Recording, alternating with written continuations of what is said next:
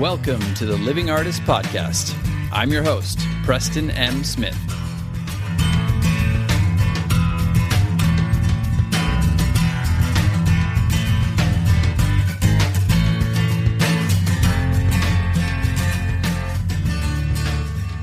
Hey, everybody. Welcome to the Living Artist Podcast. I'm Preston M. Smith, at PMS Artwork everywhere on internet land and socials. I want to thank you for landing on this podcast. Whether you're a professional artist, just getting started in the art world, a collector of art, or just consider yourself a creative person, this podcast has something for you. I like to think of it as a fun way to rant and talk to other creative people about living the life of an artist, surviving and getting ahead in the art world, and enjoying your life. But most importantly, not waiting until you're dead to make it happen. All right, let's get started.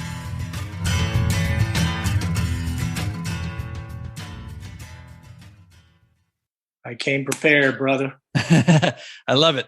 I love getting the options. Oop. Okay, it says that. Oh, yeah. Be good. Is that better? It is much better. I think we should do this whole interview in 3 parts. We can try different kinds of audio with each one.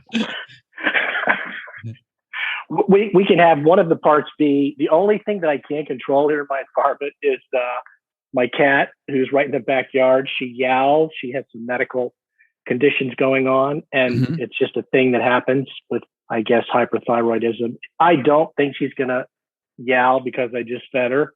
Okay, but you would hear it. It would be a fun background noise. So we can yell to make it blend in. Every time she yowls, we can just be like, ah.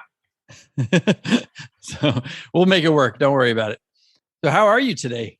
I'm good. I really kind of just decompressed, like you were talking about, almost like for a gig. Just we're already rehearsed. You rehearsed, we know what we're going to talk about. We're going to have a good conversation. Yeah, exactly. So I'm in a good frame of mind, and yeah, man. So I love it. I'm ready to barrel through. Do you usually take powder room break in the middle? What's your normal? We can do whatever you want. Okay. We can take a pee break. We can leave it in. Whatever you.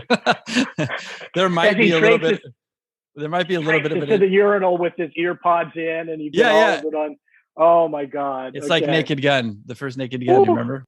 I do. My wife gets really frustrated with 2 things: peeing on film and throwing up on film. She's like, "Oh, really? Okay, yeah, we don't need to see this. Is this okay? I get it. Just convey that in a different way, please." Yeah. I completely agree with her. I don't like the vomiting thing on film. Although it's very obvious that they're just had the actor sit with the fluid in their mouth and then they just kind of like spit it out. So it's like, if you're going to do it, just CGI it or something, And you can see it coming as a viewer of the film if you're kind of paying attention. You're like, oh no, not another. No, exactly. One of those scenes, please. Well, let's welcome back to Vomiting and Peeing on Screen with Lee and Preston. That's going to be our side hustle. So I just wanted to warn you, I might have a truck. It's weird. I've got a courier picking up a painting today. And okay. Don't worry. It could interrupt us. But hey, I like these things. These are all fun. It's life. And they didn't even tell me who's picking it up. They're like, they'll have the labels. And I'm like, okay, that's never happened before, but we'll see what happens. So we're going to roll with it. Yowling cats and growling trucks. That'll be the subtitle. Yowling and growling with Lee and Preston. I like it. It sounds like a memoir. It does. We go back a little bit now. We go back about 3 years, right? 3 years? 3.5? So I met you through seeing some of your work at Mike Collins's Shockbox, of course, our mutual friend. Yes. That would have been, the book went into production in mid-19. So sometime in the fall of 2018, Preston, is when I saw your work, wrote your name down, typed it into my phone, and said, now I need to screw up the courage to contact this famous artist whose work looks like, oh my gosh, I'm on, debut poetry book. Is there going to be a bridge here? And I chewed on my fingernails for, I think, probably 4 or 5 months. And then I just said, his website says, DM me for collaborations and commissions. I'm like, if there was ever an open door, right, Lee, just walk through it. And false advertising. Yeah, I love it. No, it was great to hear from you. And I have the book right here. I mean, not that this may someday be on YouTube somewhere. Oh, there you go. We got the dueling copies. I love it. That's a smart looking cover you have there. That's Preston. What an interesting painting. No, I mean, and you graciously opened your portfolio to me. I mean, it's all up on the internet. And you said, Lee, why don't you go through and send me your manuscript? I sent you the beta, and you were a beta reader too. So many thanks for that. And it was fun. I loved reading it. And as people, your audience should know, Preston is a poet too. It has a book. You can get it on Amazon. I've got it. I've read at page 1 to, is it about 80, 90, maybe 100 pages with it's opposing. It's a long poetry book. Offset paintings. Yes. That I thought matched beautifully to each poem. Okay. Oh, thank you. Well, let's talk more about me. Let's talk about you. but that's what happened. So, no, I'm totally kidding. That painting allowed us to create a relationship, collaboration. And again, thank you for the use of the painting on the cover, Elements and Dreamscapes. And everyone says they're compelled to pick up the book, to look at it and go deeper into it as a function of that image. It really does convey, I think, a lot of the themes in the book. Yeah. And I think that was a really fun process for us to go through. I know you were looking at multiple pieces, and I think you settled on the right one. Yes. It really does complement the writing well, I think. And, it sets the stage. Obviously, for anybody listening who's a visual artist and not a writer, this kind of also bridges the gap between, the literary field and the visual arts. Like, you can license your work out to writers. That's available to you. But I loved this collaboration. Digital rights, licensing. I think that is something that any artist in the painting field, particularly a visual, could be a sculptor. I agree with you that that's a mechanism for a revenue stream. Sure. And I also love, though, that there's this overlap with all of the arts and different forms of creativity. And I know so many people I've had on here. You're the first actual writer, I guess we should say. You're listening to Lee Hudspeth. He's a professional writer. And we're talking about his book, Incandescent Visions, right now. We're going to get into a bunch of other stuff. But I've had a lot of artists in here who've worn multiple hats, they are a visual artist primarily, but they've been in bands, they play music, they've written some books, they've done some children's books, things like that. So it's one of those things where there is an overlap with creativity, and we should never be kind of trying to cap that and just don't stay in your lane. Do whatever speaks to you. Exactly. And, we've talked, I know I'm just going to bounce from topic to topic, so I'll let you steer me back onto the path, but we've talked about this. There's no steering wheel here. Sometimes getting caught in a rut and doing the same thing. It might be online art galleries, or for me, it might be just haiku, and or whatever it might be, or self-publishing and being, I'm an adamant I'll always be an indie publisher. I'll never go back to having an agent or be being published traditionally. Yes. Well, you're preventing yourself from experiencing new ways of connecting and broadening with your audience, right? So I completely agree. I think that, say, a painter like yourself, illustrating a children's book. Well, maybe it's not going to be your full-on jam, but there's a whimsy and there are a number of characteristics to that painting, Elements and Dreamscapes, that I think, I can see some really cool illustrative bridges to illustrating a children's book or what have you. And then we go through these things kind of like a heads up display. I have these options that I could pursue. Which ones really speak to me? Which ones maybe am I a little afraid of because I don't understand it?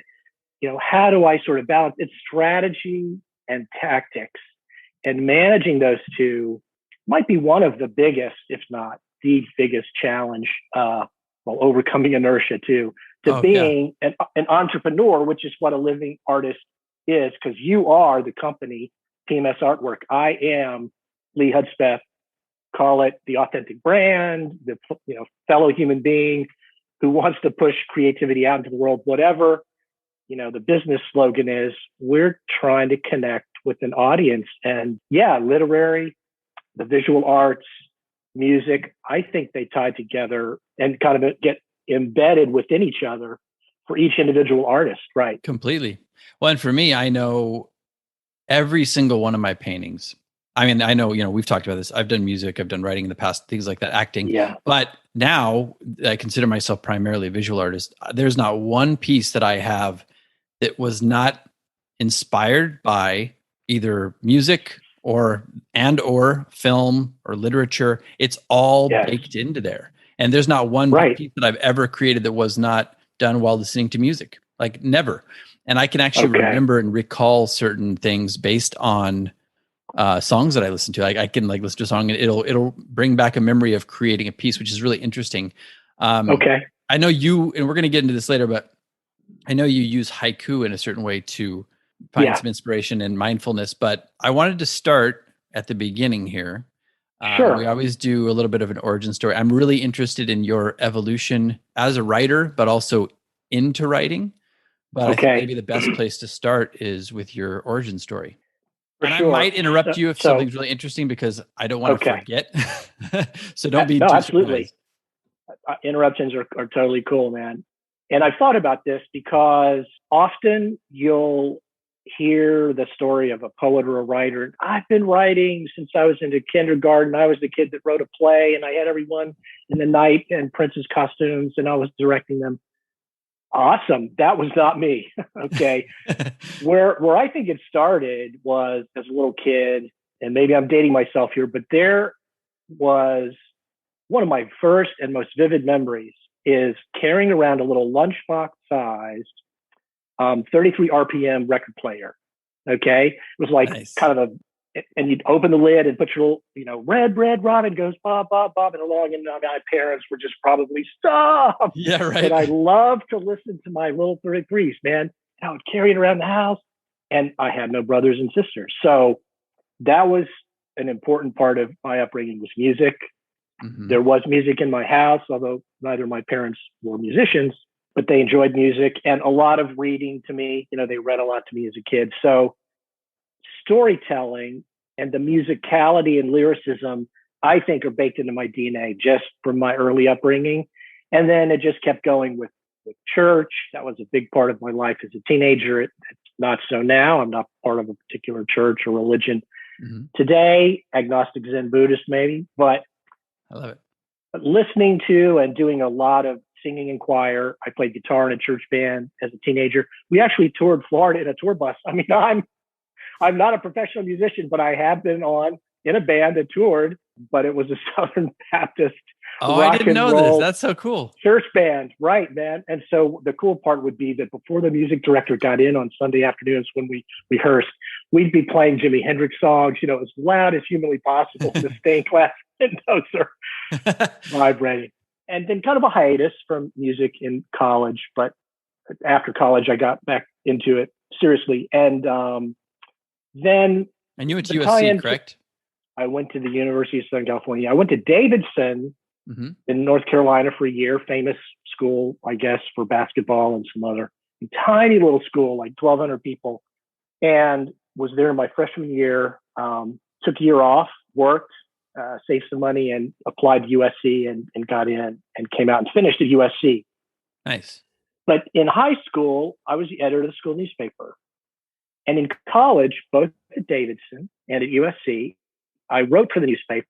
I did album reviews and concert reviews. And I was a DJ at the college radio station at Davidson, the night shift. And we'd get all the imports and just play all this crazy stuff. And I don't even know, maybe one person was listening, my roommate, but that's all you need. One person. Yeah. So there are these dual threads of music and writing. And then I continued in my professional life to write, although I was trained as a computer programmer, statistician, and business admin guy, did a lot of coding, ran a lot of data centers professionally, but we wrote and developed courseware and did stand-up training for companies like DG&E. So I had to learn how to teach people material, and I had to write the material with my business partner at the time. And it must have been good because some other people paid attention and they said, hey, do you guys want to co-write some computer help books with us? And Microsoft University said, hey, we like your coursework. Can we license it from you? So it's nonfiction, right, Preston? But it's writing, and you've got an audience. And we tried to inject humor and authenticity. Yes. Some of our books had titles like The Underground Guide to, I guess, Microsoft Excel, Outlook Annoyances, books like that to say, let's all just be on the same page here. I can convey my story to you and you can learn. And I honestly see a bridge there into poetry. So Oh yeah. Well, see, now you're doing my job for me. That's the thread, I think, is trying to be authentic, Mm-hmm. trying to have a sense of humility, and then knowing the message that you want to convey. Because some poetry could just be, there's sort of a school of midnight journal entry poetry, Mm-hmm. which is just a recitation of one's thoughts, sort of stream of consciousness. And I'm not going to say anything good or bad about that, but I wanted to be more of an imagist and really tell a story and use language in a magical, uplifting way, as opposed to just spilling forth my innermost private thoughts. I mean, and we've talked about this. I like to allude to things. And if I'm going to talk about depression or drug abuse or homelessness, I would try to back away from it just a little bit, and couch it in a way that allows the reader to also develop their own sense of the story. I hope that makes some sense. Definitely. Yeah, you're not beating them over the head with it and telling them what to actually believe 100% or how to see it. You're giving them a window into it and then letting them develop their own thoughts. It's like looking at a painting, an abstract painting. You want it to hit them on some visceral level. You want them to be engaged, but then I personally like people to come out with their own interpretation a bit. It's like you're guiding them through the process a little.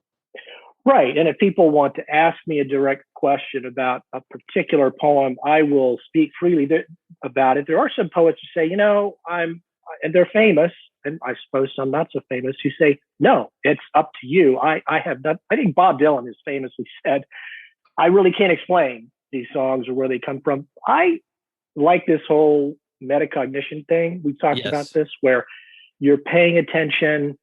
Not always. It's not an easy thing to do, but it's interesting, and it's a way to be self-aware. And so I don't mind paying attention to, where's this idea coming from, for this poem about the crescent moon. I know the experience, but then all these other things come in, and social commentary. I like looking at that and seeing where that comes from.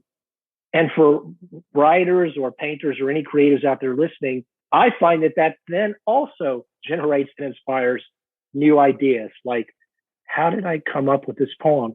Oh, well, there's an angle I haven't thought about. Let me juxtapose this new concept and map it onto an imagistic, description of something in nature. Right. So, yeah. Well, not only that, maybe it gives you a little bit of a window into yourself and your own humanity, how you work, and maybe you can develop yourself in the process a bit too.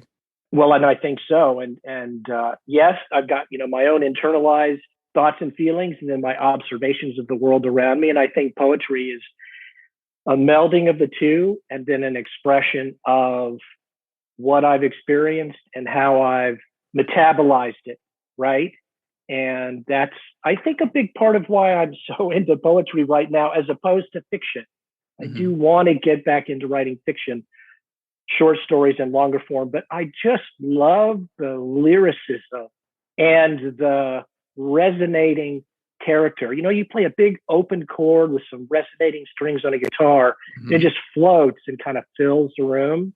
Okay, that's a very haiku-esque phenomenon, but I like to try and see if a non-haiku poem can somehow exhibit some of those same properties. Resonate, chime, there's the prosody, the meter, the choice to rhyme or not, the words, even the punctuation. A little bit of maybe riffing I'm getting a little thrown in.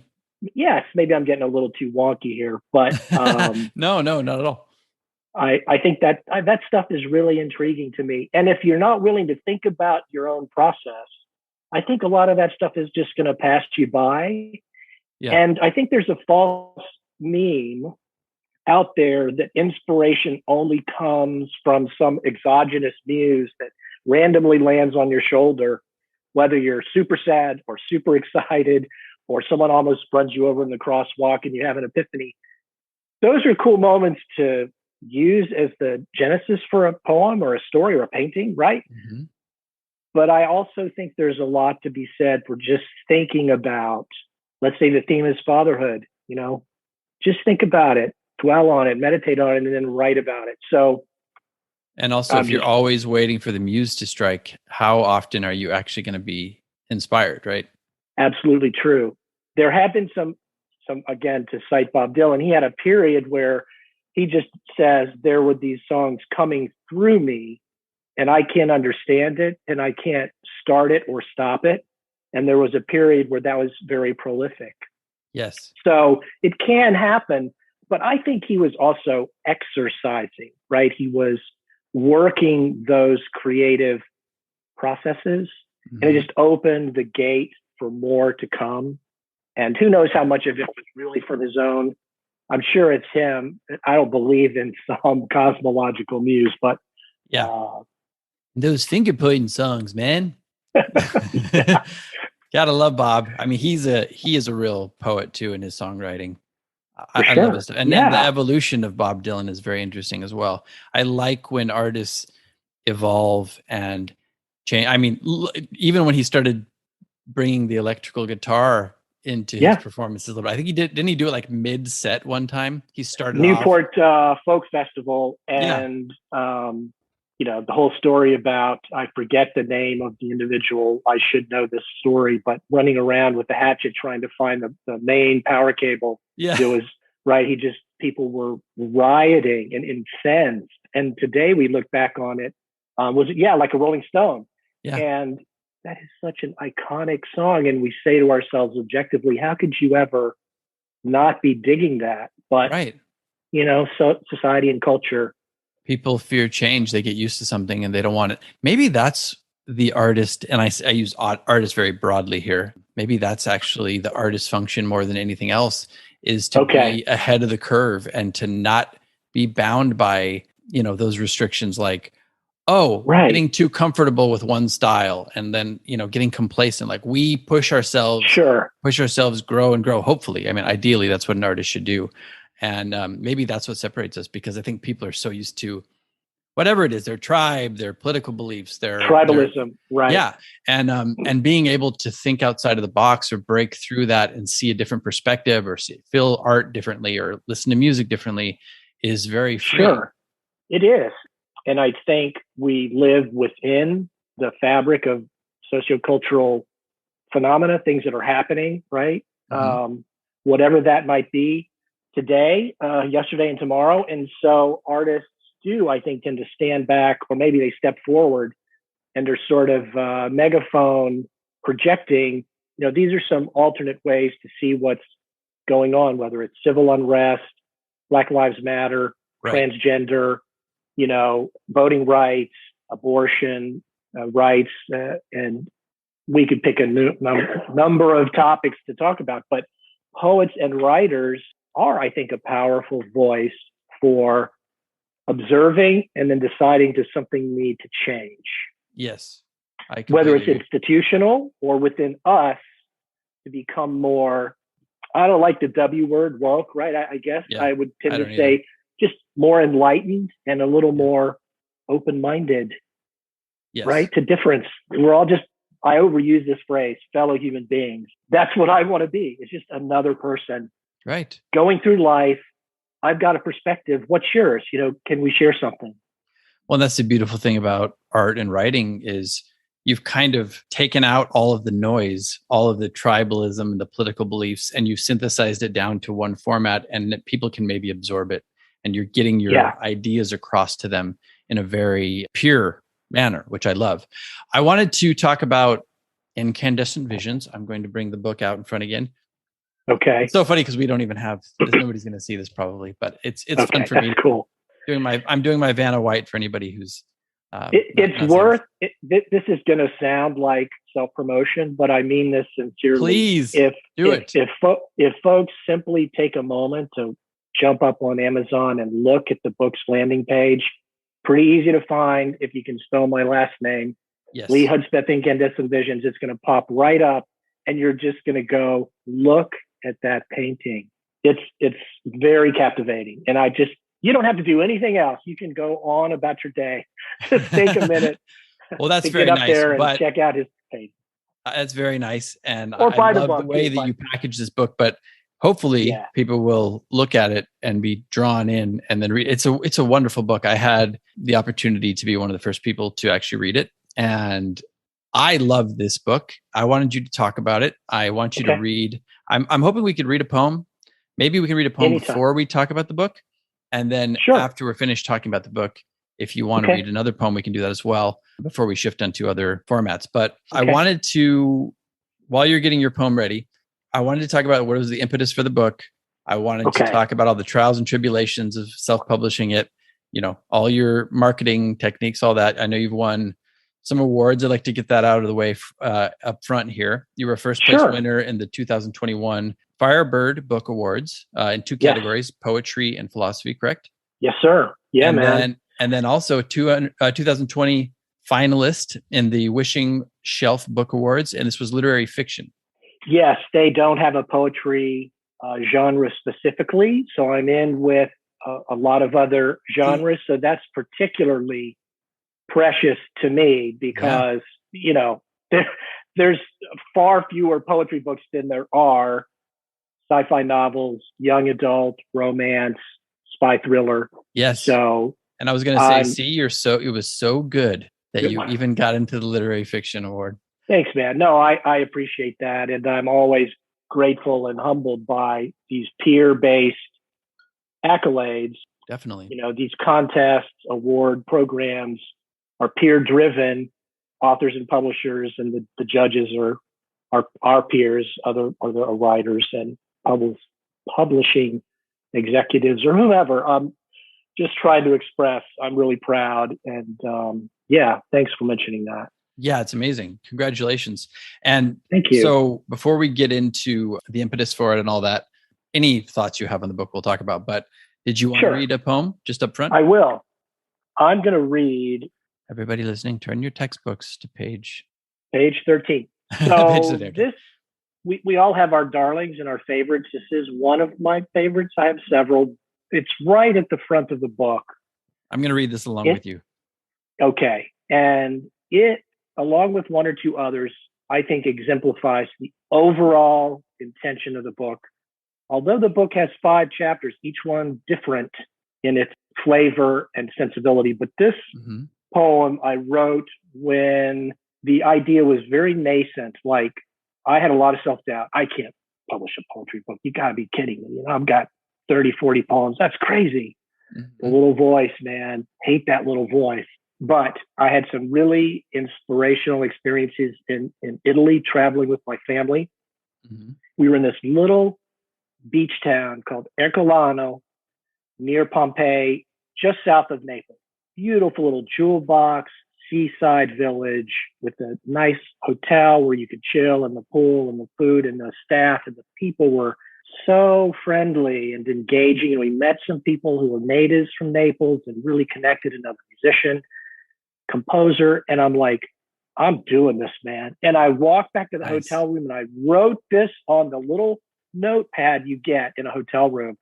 I'm getting goosebumps right now. I love it. I almost want a little picture in the top corner here of that scribbled notepad. That would be awesome. I think I have it in a file folder somewhere. I believe I kept it. And so it's a nexus. It's a real important pivot point where I said, I'm going to get back to the US and I'm going to do this. Okay. And there's a story there too, but so it's called Exquisite Ercolano. Our roots are entwined with so many languages. I'm rooted to one, but I hear the many. As things progress, I climb to the canopy.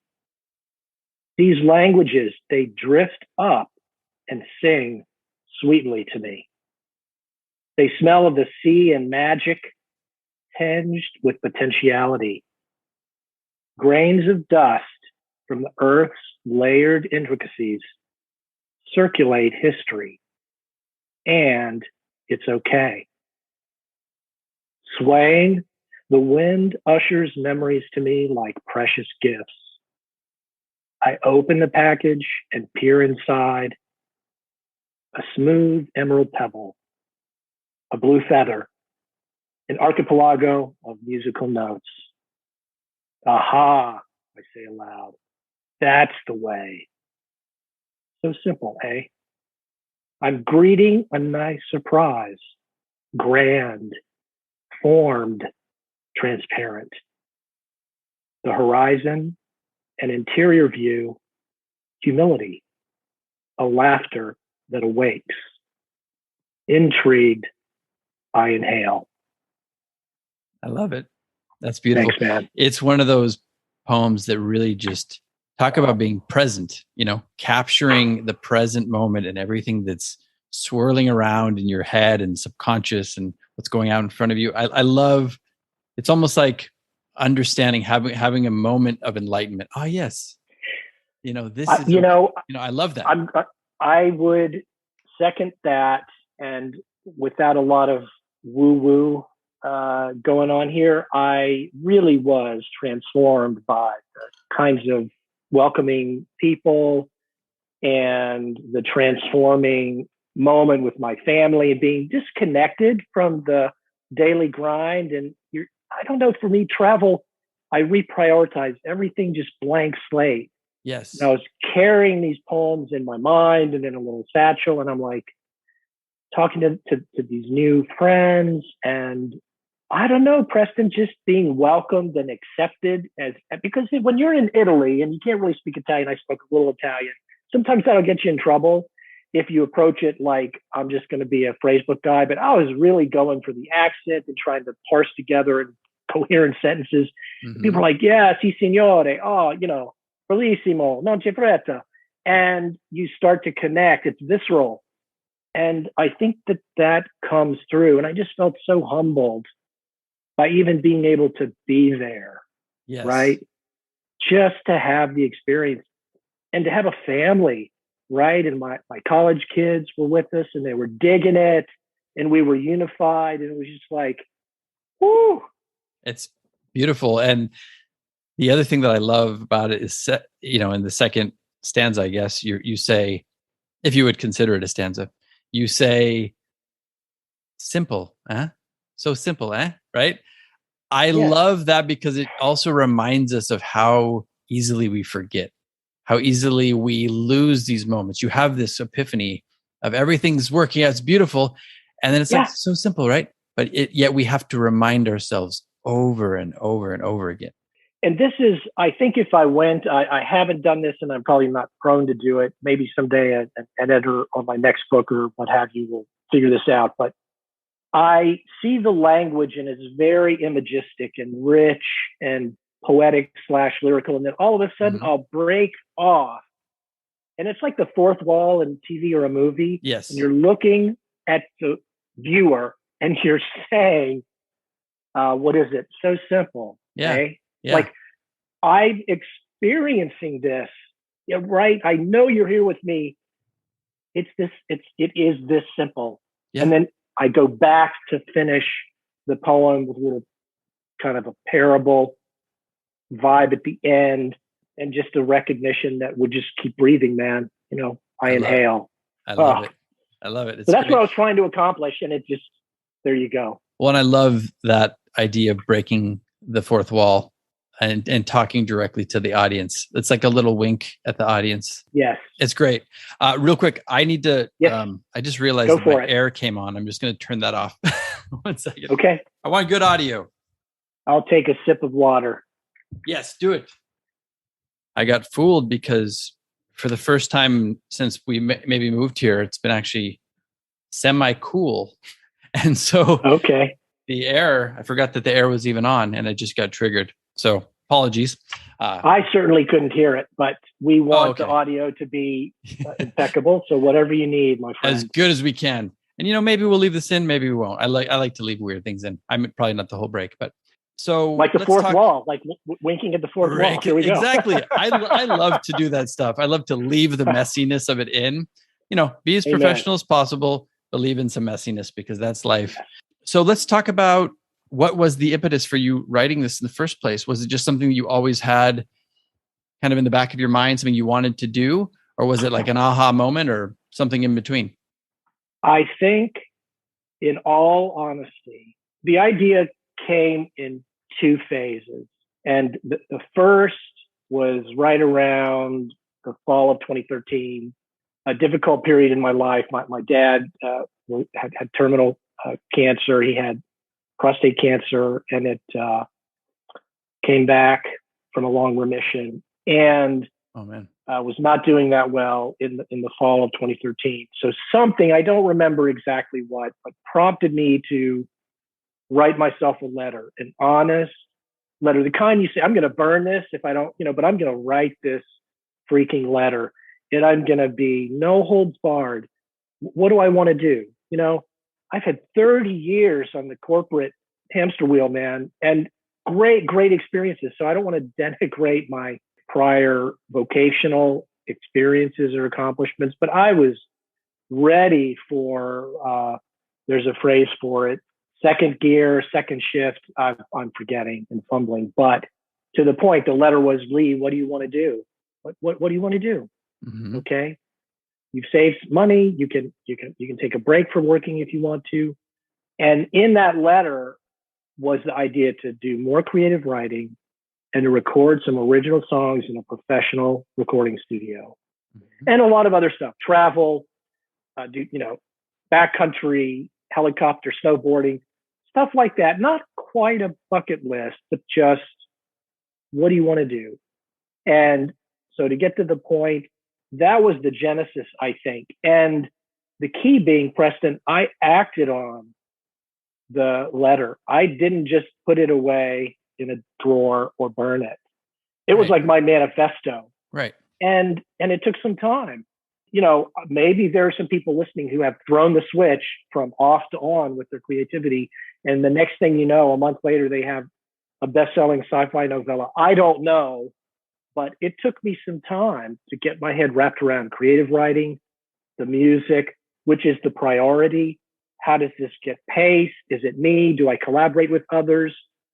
Lots of fascinating and fun choices to make, but I acted on my own recognition of I wanted to be more creative and a little less process, administrative, building things through a company, helping, people write software, whatever.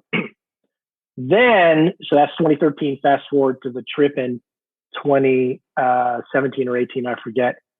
And I had accumulated enough mass of poems and just that poolside conversation with my friend, like, wow, I could do it.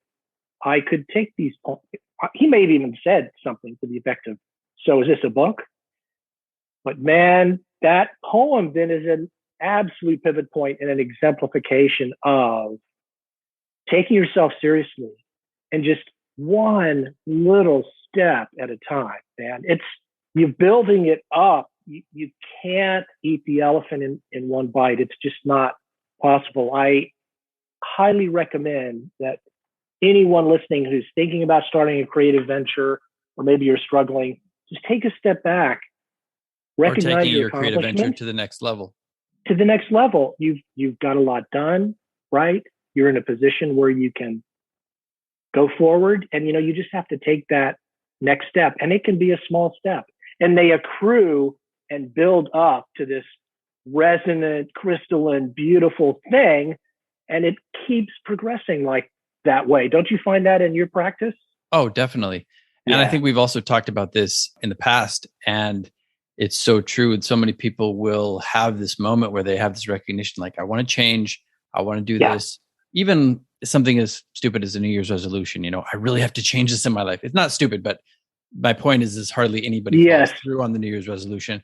It can be similar with this, I want to do this, and you can mean it in the moment, but taking that step, taking that first step, following it up with a second step, getting that momentum going, that's so important. And, so many people talk the talk, but they don't, walk the walk. And you did. And look at you now. I mean, I'm sure looking back after all of this, you've recorded the album, you did your EP, you've got this book out, it's won some awards, you're doing haiku now.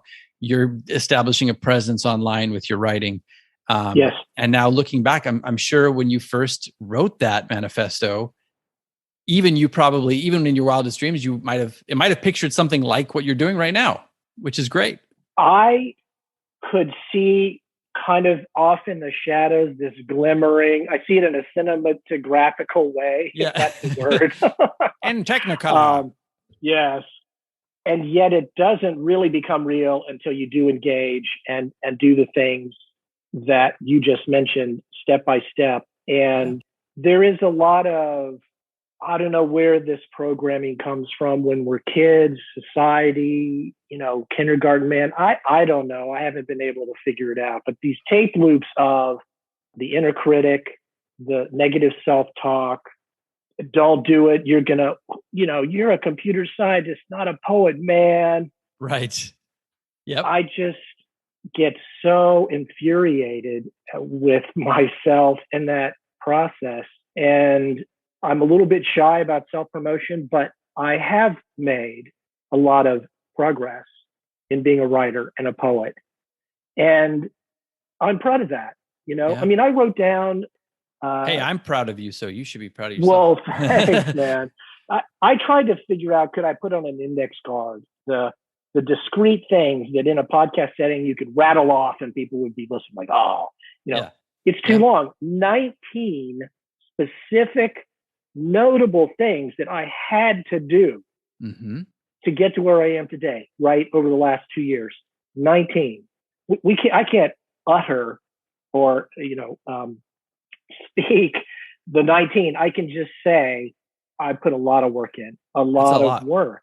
Yeah. And it's the passion because I do want an expanding radius of an audience. I would like to connect with more people. And that's been some of the more profound experiences I've had. It's from random readers or reviewers. They talk to you or they write something in a review or a note, a private note, and you're like, they get it. They get that You've poem. affected that person. Yeah. You got it. My beta readers got it. Now we go to the next level out. Okay. It's family and friends. And then the next level out is people that, you're an award-winning poet. I think I'm going to go check out your book, right? Or, I'm doing these poetry readings. Or, this prolific press invited me to an invitation-only poetry reading that gets recorded. And it's all this stuff is like stacking on top, like the framing of a house. Yes. And I just think it's important to sometimes take stock of that. So when I say 19, I'm not trying to be self-aggrandizing, but you'll get there, right? Yeah, yeah.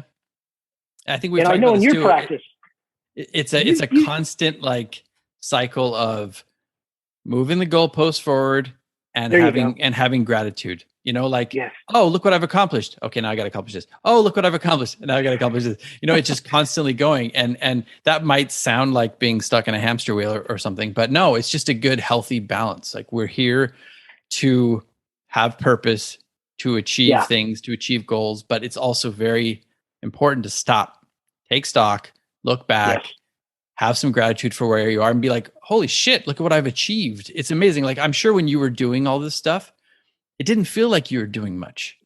Like getting lost, like you always say, like the minutia, right? Getting lost in the minutia of doing one of these tasks can feel, oh my God, it can feel like it's taking forever. But then when you look back, stacking those up, like you're saying, it's like, oh my God, I can't believe how much I've accomplished.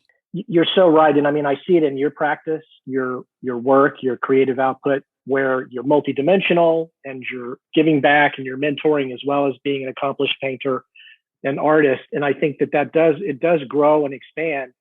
And the reason I would say I agree with you, it's not like a hamster wheel in this creative modality. It's like it's this organic fractal phenomenon. It's just emergent.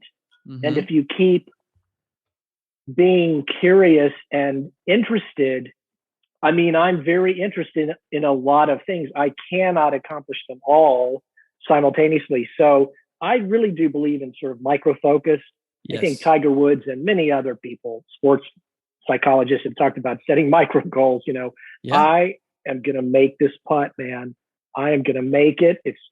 It's circling right to left, 20-foot putt. I am making it. Right. Okay. I am going to publish this book, and you just break it down. But if you were looking at all 18 holes and going like, I got to do this and this on this hole, and then there's this one coming up that's like a 4 par, and then I got to hit this one 400 yards.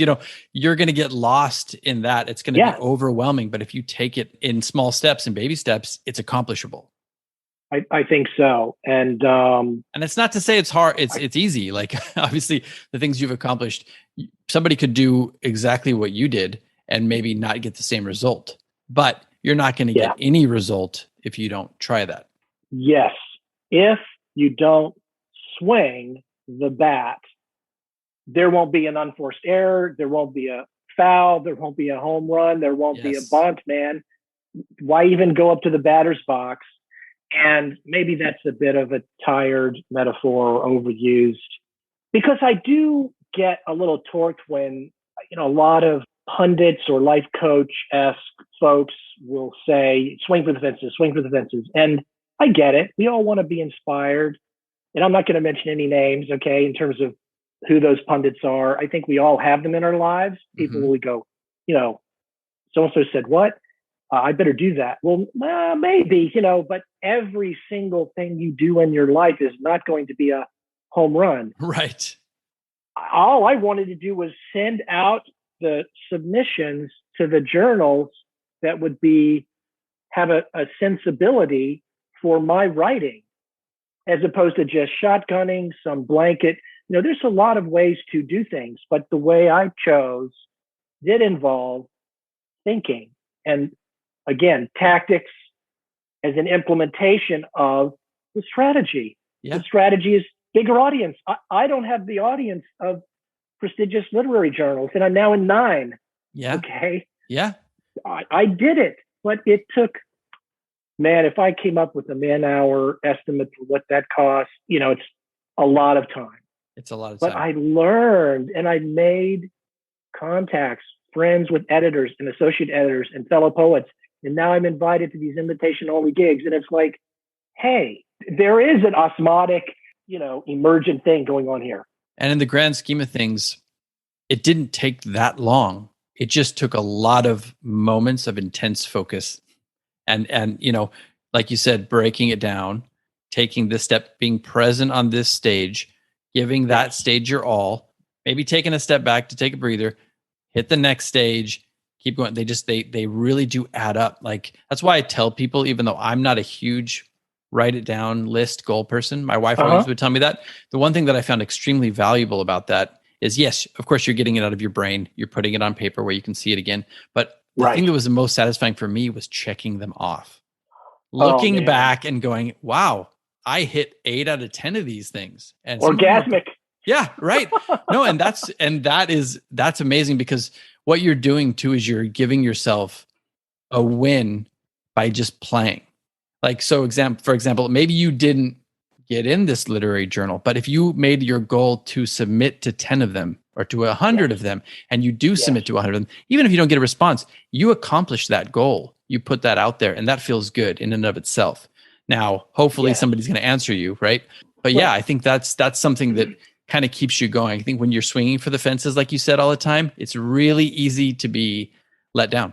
You're right. It's the emotional roller coaster would be, at least for me, maybe there are some people who could absorb the high highs and the low lows of, oh my God, another rejection, or oh my God, I've got to send out another submission. Oh my God, oh my God, oh my God. And what I want to put a pin in here is to tag onto what you were saying. Once I figured out the ecosystem of submitting to a literary journal that specializes in poetry, in particular haiku or senryu, I've got a template for submitting to short story and longer form poetry journals. And I already have an established CV. My bio includes a list now that I have to pare down because it's too long to fit in the 60-word bio constraint for the submission. So it's no longer daunting. It's become, I'm habituated and comfortable and very efficient at submitting. So now I apply that to another ecosystem, which is the journals that are open to all forms of poetry, not just say haiku, 3-line, short form. Yes. And so I wanted to reinforce for people listening, because I heard myself say daunting. Oh my God. Yes, I put the time in, elbow grease.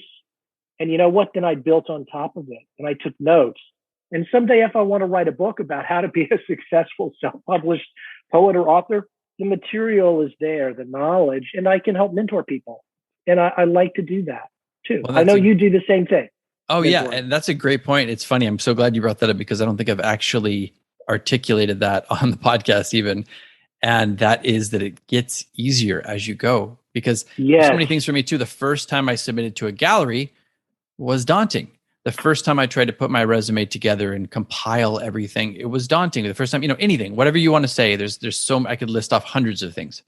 But once you've done it, once you have that file on your computer, or once you have that experience and you've taken that first step, it's so much easier the second time. And you do have the template, and you have like the mental template too.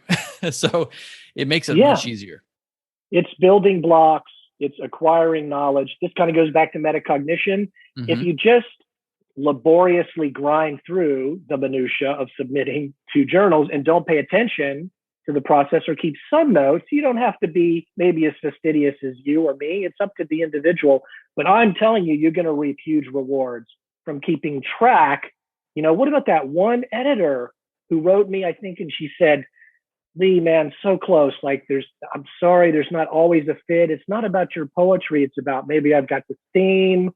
And there was this one was so close. Please submit next open call.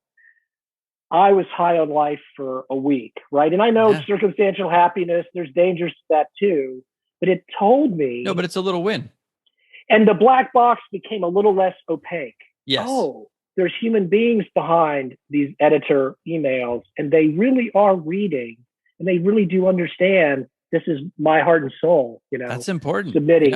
Yeah. Mm-hmm. So because you have this image in your head, even as like an actor, and you're submitting your headshot and resume to a company or like to a casting agency or whatever, you just have this picture, and they've shown it in movies where they just take them, they either don't open it or they throw them directly into the trash. And it's really nice to have some feedback from people. Well, it is. And you mentioned mentoring. So I think, and that, I listen to your podcast religiously. I think talking about mentoring and then this other topic of building blocks and how it does get incrementally easier to accomplish the next task. It might even have more volume to it or more complexity, but it rests on a foundation that's solid. Yes. Right. Because you understand the underpinnings of the ecosystem, whether it's online art gallery submissions, whether it's how to maximize your sales at a local art fair or an open air market. I'm not in your field, so I might be using terms that are a little silly. Okay. But I'm going to go to a farmer's market and sell some poetry books. Damn, man. Why not? Yeah. Seriously. Yeah, and sometimes it's that little outside the box thinking or the little tweak that makes all the difference. But I also wanted to kind of underline something else you said, just for any artist here listening, painter, visual artist, whatever. Absolutely. If you're doing online art marketplaces, it goes for example, it's really tough. You think, oh, you're on 8 art marketplaces? How do you write up all the description and the weight and the shipping, every little nuanced detail that goes with each piece? Well, what happens is you get a template. You do it on one, and then you copy and paste, and you've got it, and it becomes easier and easier as you go. So you're cataloging your work. It's always going to be there. And it kind of reminded me a little bit of what you're saying as well. Yeah, and you've gotten, reason for people to continue to come back to your podcast. I know you have at least one episode on just how to ship. It's like, oh yeah, I listen to it. I'm a writer. I'm not a painter, and I listen to it because it's a process. And it's always interesting to me to kind of look behind the red curtain and see the reality of it and go, that's what part of his daily life is like. Got to package them and make absolutely sure they're not damaged. And, the way you interact with the shipper and the way you interact with the collector, I think you and I have talked anecdotally before, but I've had exchanges come back to me from an editor where there was a rejection. And I just always send a thank you note. Like, I really appreciate that you told me explicitly. Some journals may not even ever tell you. They're in a minority, okay? But thank you for being professional and the way you phrased, yes, I will be submitting to you in the future. And just, thank you. And then they'll write back and say, I haven't gotten a email like this in a long time. It Isn't that really amazing? makes my job easier because I don't like telling people there wasn't a fit this time. It's not that your latest painting, Preston, isn't really a good painting. It may be that gallery, it wasn't right thematically on that day or for that month. And if you either think it and don't reconnect or assume that the rejection is literally a rejection of your work, yes, you're going to miss out on a lot of incremental future opportunities. So delayed gratification and persistence. Yeah. We're preaching to the choir here, man, but that stuff is so important for us. No, it requires constant repetition because people, you don't know how many times, like I work with Shockbox. Well, first of all, you're getting your foot in the door. These people remember that stuff. They remember the professionalism. They remember how they felt when they got that letter from you.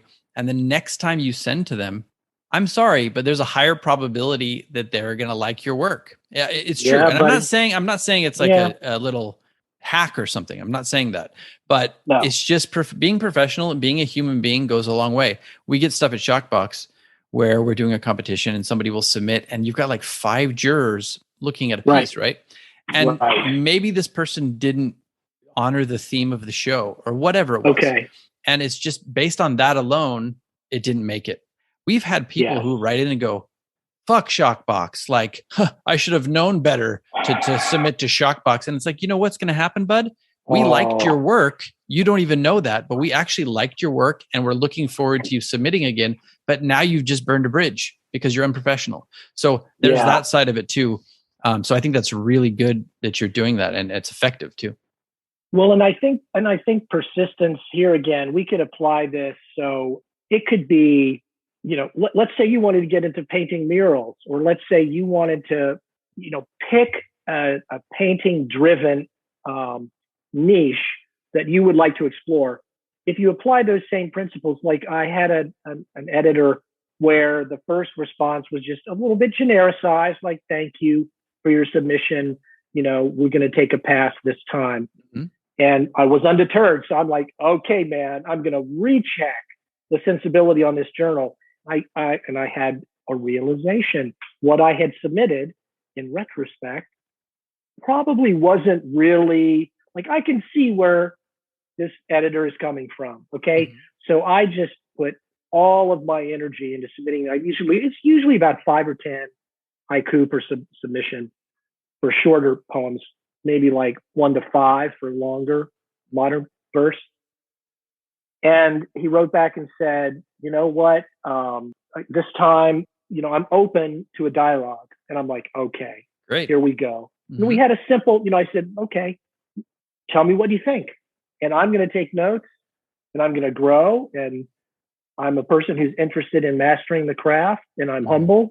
I can take some criticism. Yeah. And I got this beautiful, instructive email that I'll keep forever because it's someone who's seen tens of thousands of submissions, I'm sure.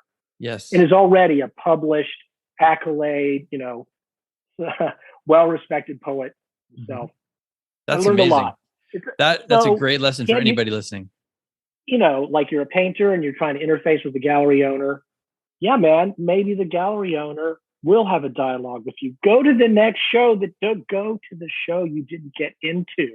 Yes. And wait for a moment to say, hey, Mike Collins, hey, Preston. You remember me. I'm so stoked to be here and I'm seeing all the energy and like, man, what do you think? And of course you're going to say, we liked your work. Yeah. And then you're going to feel better too. You're not going to feel like you were just blindly rejected. They hated your work. They're going to be like, oh yeah, I remember this piece. This was great. We loved it. It just didn't fit, with the theme completely. If you would have just done, we've had artists who've submitted and then they've learned the sensibility that Shockbox has. There you go. And then they've created work more in that vein and they've gotten in. So those are people who are doing what you're doing. They're taking notes. They're learning from the process.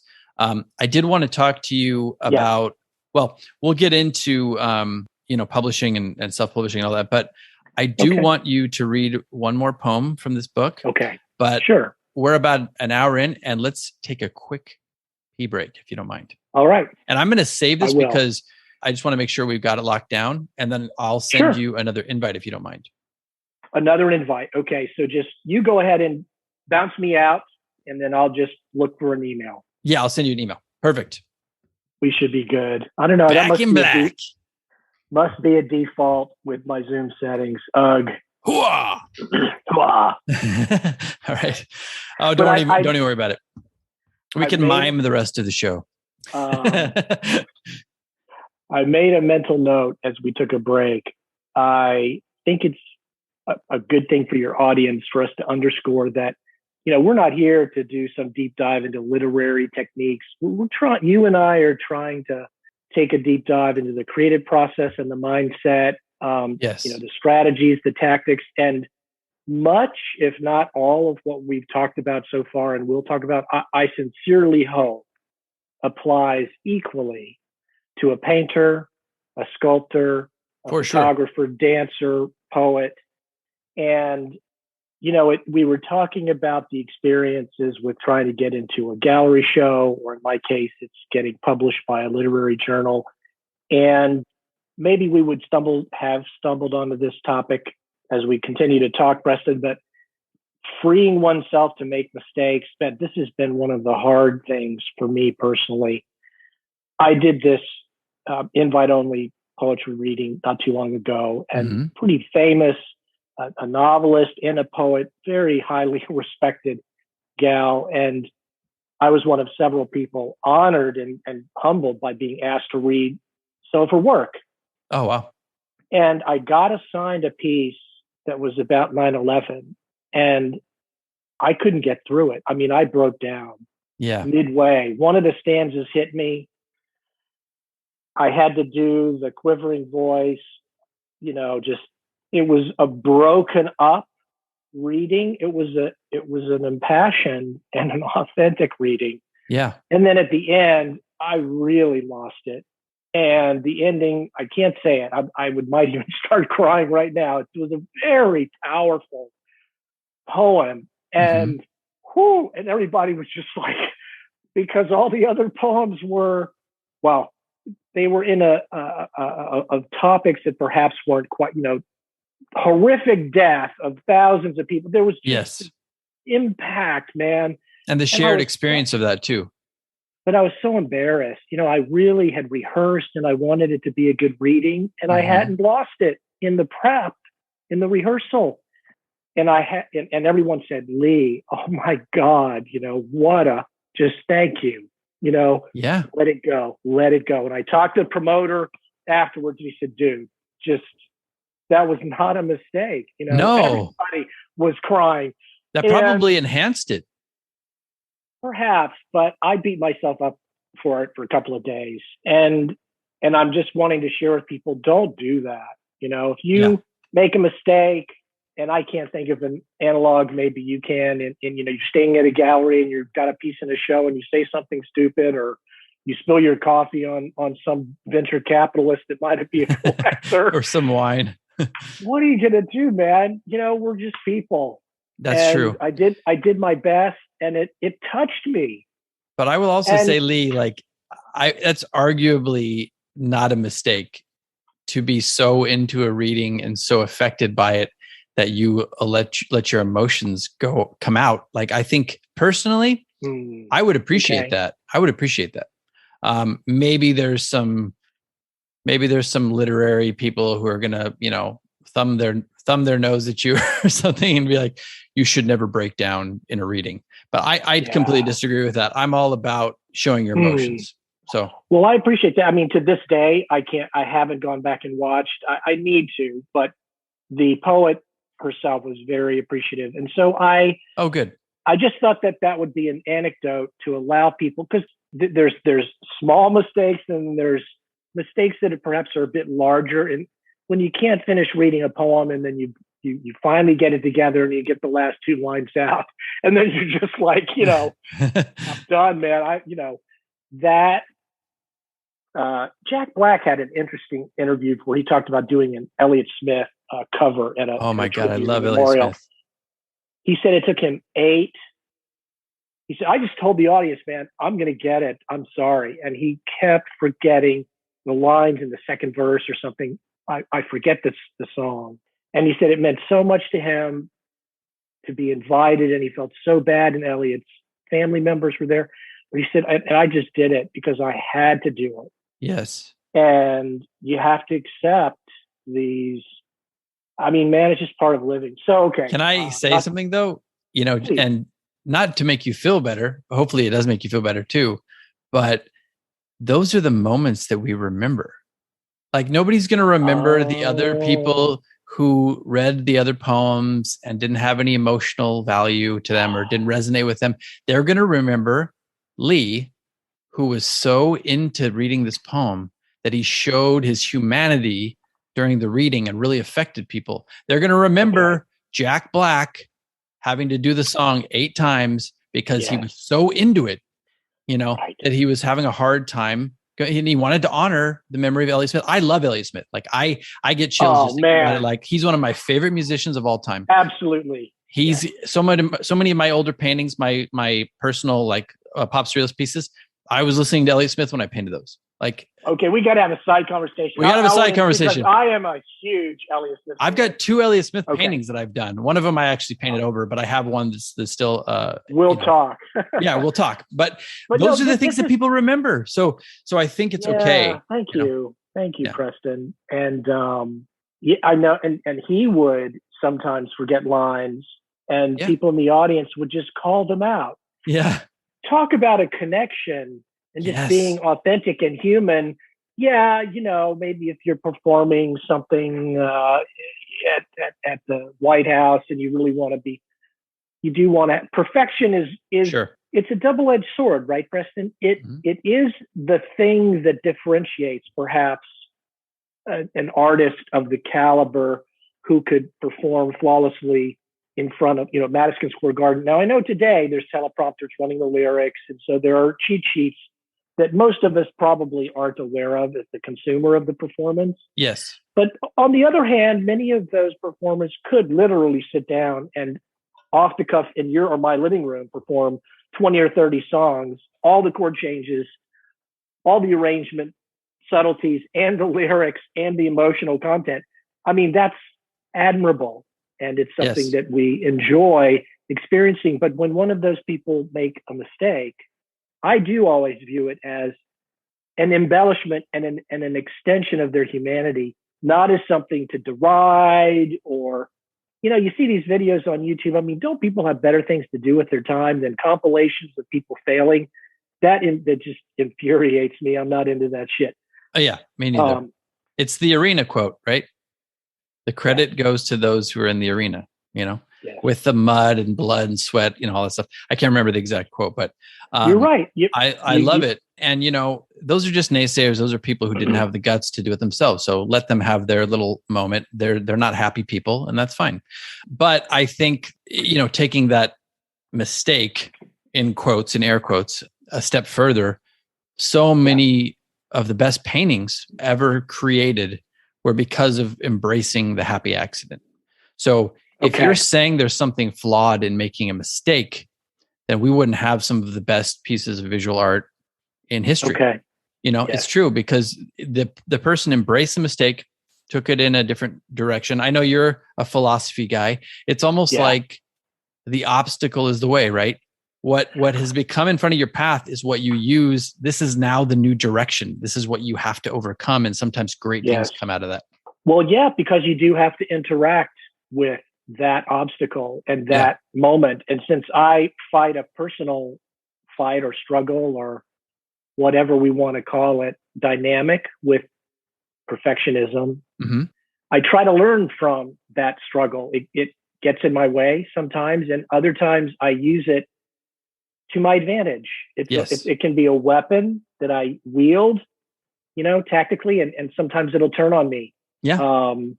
But I think for anybody listening, if you're creative, it is absolutely essential to aspire to do your best Definitely. Sometimes even in the small things. It could be maybe my website, I really wanted to resonate and not just be something I threw together just to say I have an author website. We could go through countless examples. You then don't perhaps, I didn't become an HTML or a JavaScript coder, right? I'm not out consulting on web design, but I'm like, it's got to have a vibe. It's got to have a sensibility. It's got to be me. Yes. And so that aspect of perfectionism and a desire to represent my brand is a good thing. Maybe Definitely. overly focused where I might beat myself up over a hiccup during a reading is perhaps not is counterproductive, but you've turned me around now, so I'm all good. Okay, good. I'm all good. I've served my purpose then. But I love Jedi Master. Yeah. There is no mistake. But with coding and all that, perfection does matter. It does. I mean, although, and I got to tell you, I have seen some real shit code before with no comments and no organization. So there's a spectrum on all of this stuff. It's sort of like that. I think that's a bit why I get a little irked with the whole life coach or life psychology, that industry, because it's like, not, man, you're don't put us into a box. Yes. And I know we have to sometimes simplify our message. And I'm going to do it. I mean, at the end of the podcast, if you'll let me, I've got this like 1-paragraph manifesto for someone who's just really struggling with getting started, right? Okay. Oh, I love it. Writing. So I know what simplification and clarification mean, but it's like, don't be telling me my whole life has to be judged by these. In fact, I want to ask you impromptu, what's this thing about 40%? Like I ran across this quote, like most people stop a goal at 40% accomplishment. Have you heard this meme? It sounds kind of like the New Year's Eve resolution thing where it's like after 2 weeks, I think it's like 75% of people have already given up on their New Year's resolution. But it's weird because how do you measure these things? Who are people like? I guess they're polling people, but how do you know? How do you know people are being honest about it too? Right. Right. So, I don't think it's a real social psychology, empirically driven academic study thing. It's just something I heard on an interview about mindfulness and setting goals and achieving them. And in this case, it was a pretty radical goal. The guy was going to climb Everest and do all these other climbs within a span of time to earn some accolade. And didn't really have the expertise, so had to self-train and self-motivate. What I think I was wanting to focus on there was these notions that there are metrics by which you as a painter or I as a writer have to perform or accomplish. No, you're your own yardstick. Definitely. You're your own yardstick, and you can set the metrics. And I would fight tooth and nail against anybody that tries to say, you, Preston, have accomplished or not, or Lee, you have or have not. And, you're not meeting some, no. That stuff, it's got to be self-emergent. Yeah, I'm going to contradict myself here a little bit because I think the only times I've really run into problems in my artistic career are when I believed something somebody told me you have to do. Like a coach or a book that I've read, some quote unquote expert, who says you have to do this. And if you want to get your start, and you got to work in galleries and you got to work your way up and that is one path. But it's not the path. That's one of the biggest things that I think. And I think if you're a coach and if you're doing something even like this podcast or you with your blog and mentoring people, it's important to give people your path, what worked for you, and then say, look, this might not work for you at all. And then give them other options, give them different paths to look into and encourage them to find their own path even. But at least if they know what's out there, they'll get an idea of how hard they have to work and certain things that they have to implement. Yeah. So I do have a problem when somebody comes out and says like, I have the one path. If all you have to do is buy my book and you'll discover the one size fits all fast track to becoming a successful artist. And maybe some of that ties into FOMO as well. Sure. And, you and I have spoken off camera and we can talk now a little bit. I mean, social media sets a standard by which no one can accomplish anything. It's all noise. And even the people who are accomplishing it haven't accomplished it. It's like, I mean, you know what I'm saying? I don't mean like if you're looking at a celebrity's account or whatever, they haven't accomplished the things that they're showing, but there are people who stage their Instagram accounts to make it look like, it's the highlight reel. Everything that they're doing. I was just seeing whether it was New York Times or a Twitter feed or something about Richard Branson riding his bicycle up to take the Virgin Galactic flight. And it was actually film that was shot 2 weeks before. And he really didn't ride his bike right up that day for that flight. And right. Okay, I get both sides, but okay, I don't want to be, I'm not going to pick on Mr. Branson. I don't want to be someone who's having to curate my life to that level. It's like, NFW, man. No, I'm going to ride my bike or not. It's like, who cares? Yeah. I'm a real libertarian about that stuff. And I think that it's easy to get caught up in the trap of that whole, what have you done for me lately thing on social media? Like, what your audience and have I posted such and such? And I think it's a tool and we need to use it wisely, definitely. And it's also a trap. Come from it. It can be. And you've had some good advice, which is, let's see, I'm paying attention, Preston. Try to go up on social media when you just got something accomplished. It might not even be a social media postable thing, but you just ripped off, meaning sent off your fourth submission of the day. You got 6 to go to make 10, and take a break and make sure my homies are doing good. And maybe I'll post something, but have a sense of accomplishment. And because there's just so much noise and curation up there. And I think a lot of it is just patina. It is. Oh, completely patina, is. Bro. Yeah. And it's easy to fall into that trap and just to feel bad. I think a lot of people who are using social media, it's actually having the negative, the opposite effect of what they're wanting to do. It's like, this is a way for me to showcase my art.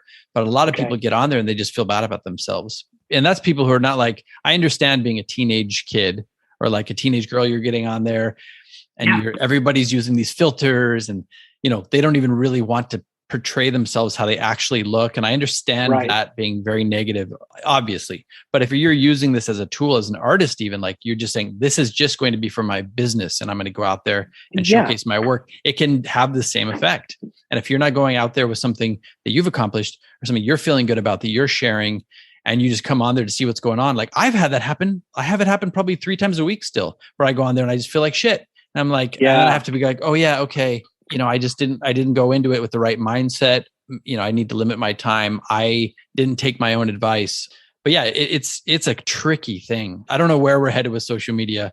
I don't either. But I do know that some of the axioms or the tenets the heuristics we've been talking about on the show, building blocks and curation and being curation in the sense of when you present one of your works on Instagram, it's well considered and well articulated.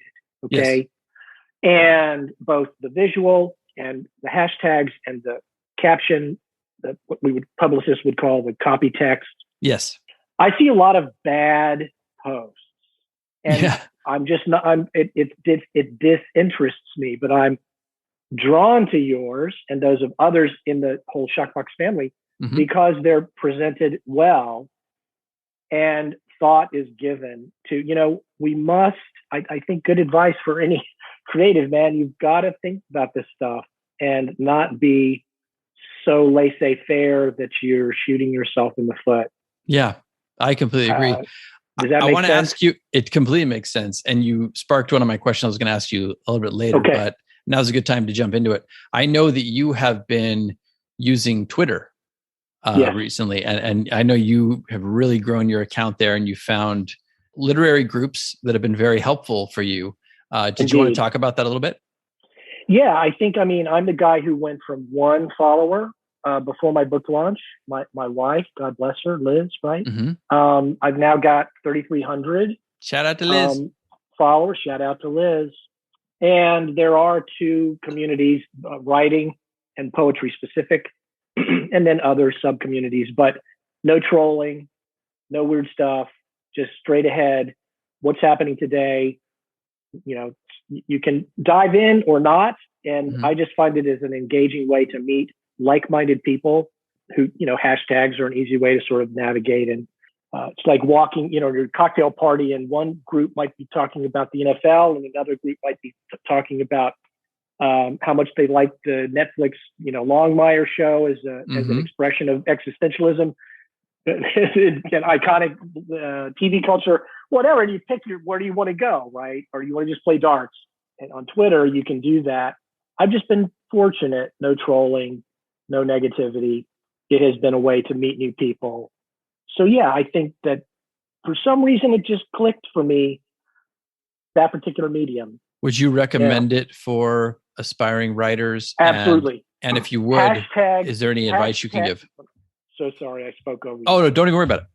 The hashtag is writing community. Okay. Writing community and hashtag poetry community. Instant 200, 300, 400 people answer a question. If you got a question about any aspect of writing, poetry, you're going to get, technically savvy support and emotionally savvy and genuine support. Super easy way to meet people and develop some traction, if you will, right? Up there within those two communities in particular. Yeah. That's great. And just like we're talking about with everything else, I'm sure you got to strike a balance, right? Because there are people who seem like they spend their entire day on these, like Clubhouse, for example, they spend their entire day on there. And that's great. You can absorb a lot of information. But if you're just constantly absorbing and then there's no output, you're not really getting anything out of it. Right. I get a little twitchy and then I know it's time to move on. So, what's the goal? Is the goal to meet some people that publish in a particular place or space or style? Or is it to, just thank people for having retweeted? There's different things that can come up organically, and you don't have to participate in every single follow for follow or follow back, shout out / tag train. These ecosystems develop all of these little processes. I know you know what I'm talking about, and our listeners will too. You just have to be tactical. Yes. And when you meet somebody, it's like, to me, a DM is just verboten. Like, I just don't go there. And that has served me well. Other people are open to them, but ask me a question, do it publicly. I'd prefer, on occasion, a DM, but you gotta be savvy and mindful and respectful of the vibe, right? Yes. Yeah. And like on Instagram, I'll see this all the time with both music, like someone drops a new song or you drop a new piece of art, and I'll see these, they're saying DM to this handle, and I'm like, not again, it's become like a virus. Yeah. It's like getting direct mail in your postal box or spam in your inbox. And it's just like, okay, well, that's going to happen. More noise, right? To have to grind through, but more noise. Yeah. Well, and also I get a lot of, Instagram is different from Twitter, but I get a lot of people who will reach out on Instagram and DM me about stuff. And I love it. I encourage it, but there are times where I'm just too busy to answer. And sometimes it's like a thing where like I've done a whole podcast episode about this topic and I'm like, it sounds like self-promotion, but I'm like, well, actually I can give you more information. I know. Listen to this episode, Yes. And by the way, for anyone listening, I'm open. People can email me. You can DM me on IG or Twitter. It's totally fine. Or get a hold of me through my website. I respond to any incoming request. It's just, as a matter of course, most of my dialogue up on Twitter is public. Yes. And then I'll switch to email because that's just a more conducive medium to like having a long philosophical discussion or solving a problem about why am I stuck, in my submittal to KDP? Why can't I get my people back, InDesign file to go through? Can you help me? Yes. I'd be happy to help somebody do, Well, I know we put a big pin in this one earlier, but did you want to read one more poem from the book? Sure. Or do you want to shift into haiku? Because we're going to shift into that next. Why don't we? You know what? I'm going to make the decision for you. Read it. Read it. Okay. Read it. Okay. And I got my book open too. So what do we got? I'm going to read this about the arc of our lives as social beings. And it's neither too long nor too short. And I think it'll fit. And it's called Cornerstones. What page is this? It is on page 21. 21. If you haven't bought the book yet, go out, buy it, pause this, come back, wait for it to be shipped to you, and then open to this page. Exactly. Page 21. Yes. Cornerstones. Awesome. Let's do it. Hit it. You're a good MC, Preston. Thank you. Brick by brick, it might be just another trick. Lest we forget, dare we remember, the stones take us back. We meander and careen from one to the other, sometimes faithfully, more often mistakenly. Can we afford to be cornered so cleverly, victims of our own structure? Digging through the ruins, we fluctuate, searching for the cornerstones, upending the sins. I was bullied. You were lied to. She was diminished. He was homogenized. We were all told to be quiet. Those are the rotten corners. Leave them to their decline. Grain by grain, replace the pain.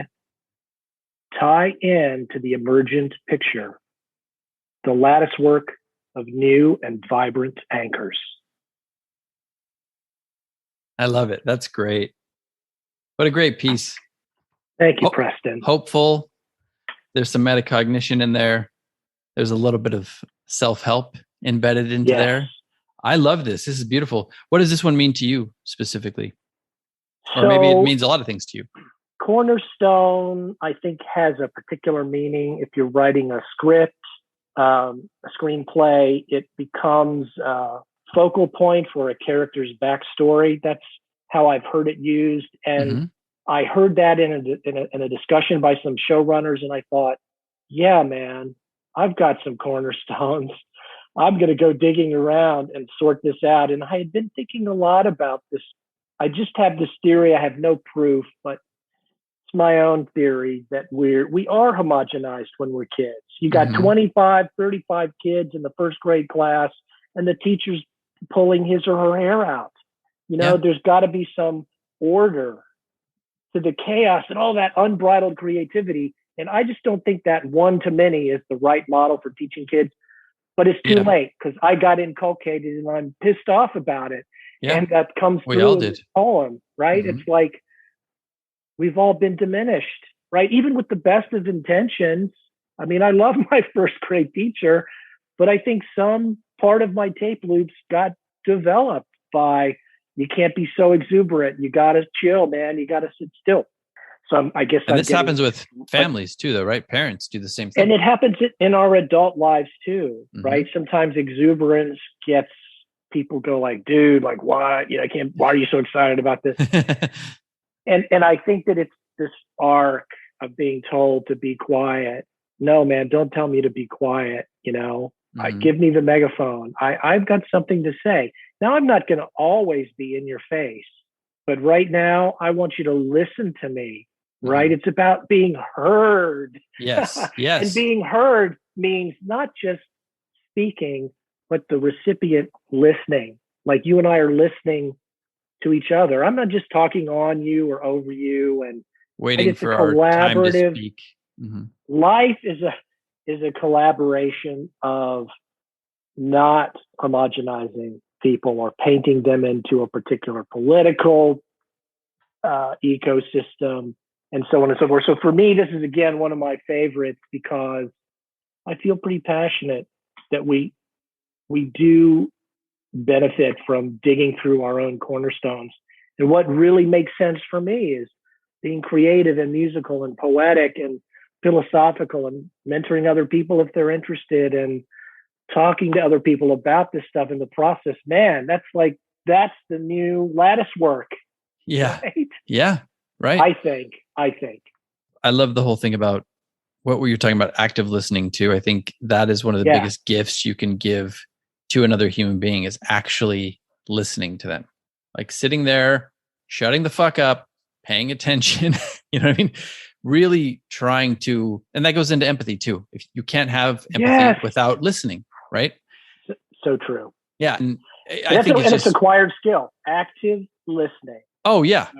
Those people listening, you can go read. There are plenty of books on it or just online articles, right? active listening is a process, and it's like mindfulness, and Mm-hmm. it's like being an attentive observer, but also being detached. This gets into the whole haiku thing, and it's just Mm-hmm. like carrying yourself through the world where you're not on top of this chaotic ocean. You're down below, you're centered, you're equanimous, you Yes. know, you're ready to get that inspiration for the next poem you're going to write or painting you're going to paint, man. That's Yeah. what I think.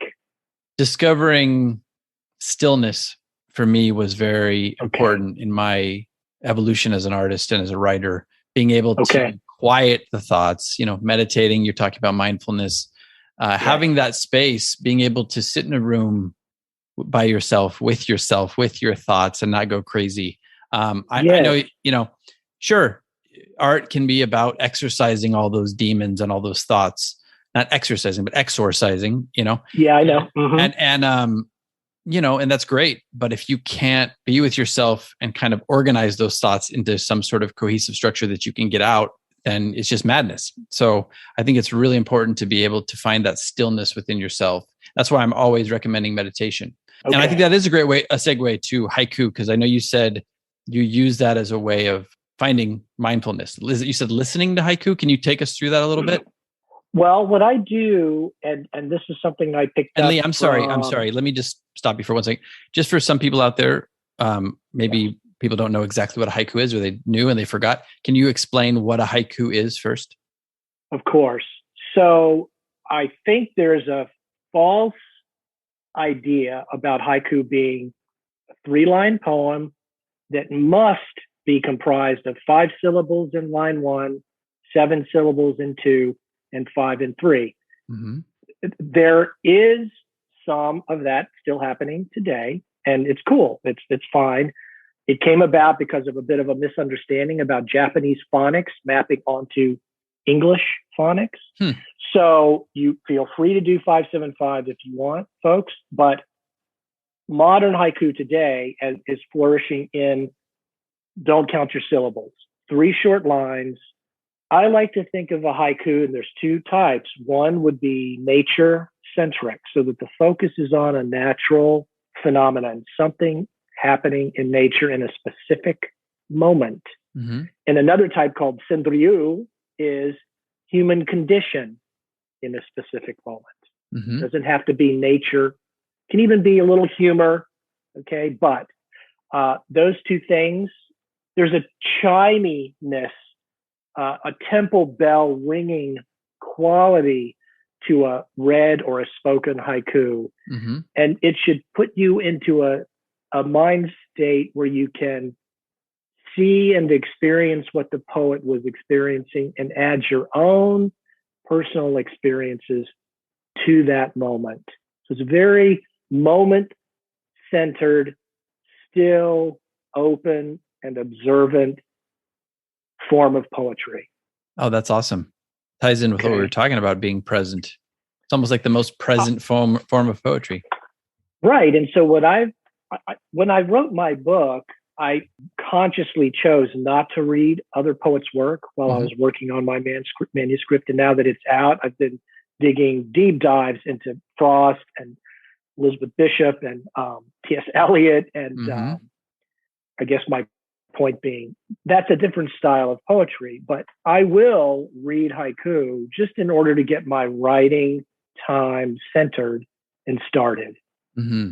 Sometimes I'll do it while walking, or sometimes I'll do it in my office.